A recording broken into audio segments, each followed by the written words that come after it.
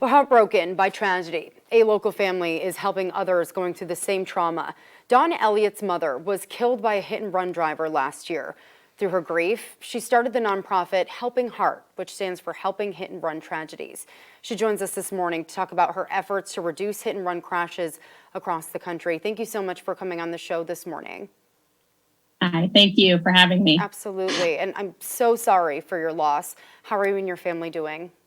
Thank you. We're doing okay. It's been a struggle this last year. I think each and every one of us has grieved at a different time and in our own way. But we have a really tight family, and we've all been here for each other to help each other when we've been going through hard times. So we're really fortunate to have a support group like we do have within our own family. Support is so important. So look, Helping HART is doing incredible work for other families like yours. Tell us about the projects you're planning and some of the work you've already done.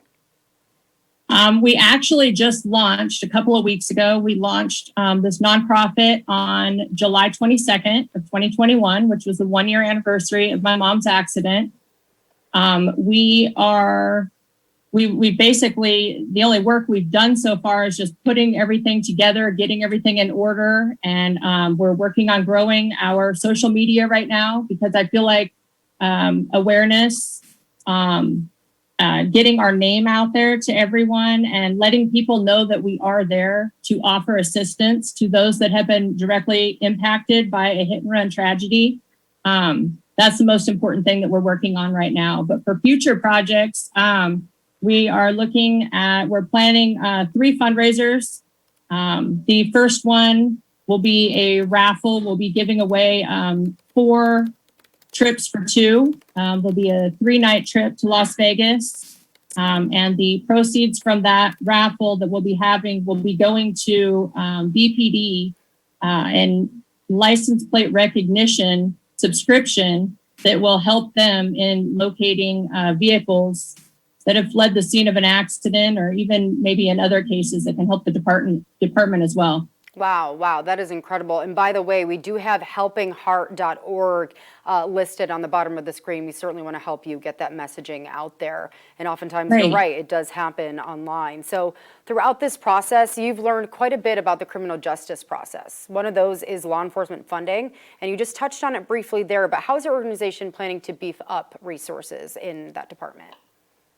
We're actually we plan on reaching out to several law enforcement agencies across the U.S.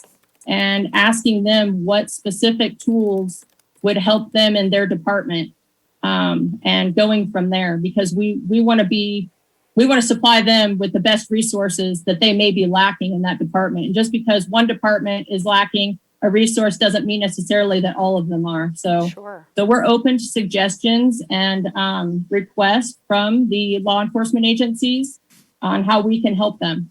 Yeah, that's awesome. So look, you've gotten some pretty bittersweet news about your case. Can you tell us about the arrest and what's next with the trial? Yes, the suspect was arrested on April 30th, which was a little over 9 months after the accident.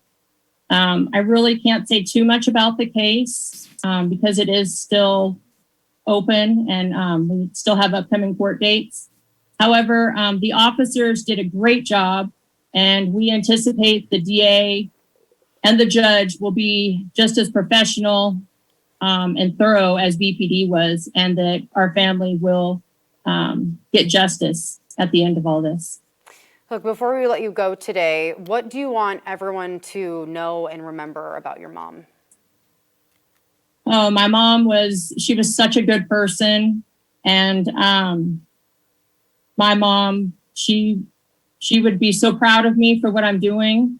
And this I feel is my way to continue working with my mom, because I know that my mom's right here with me, helping me help these other families through these hard times. Dawn Elliott, those are absolutely beautiful words.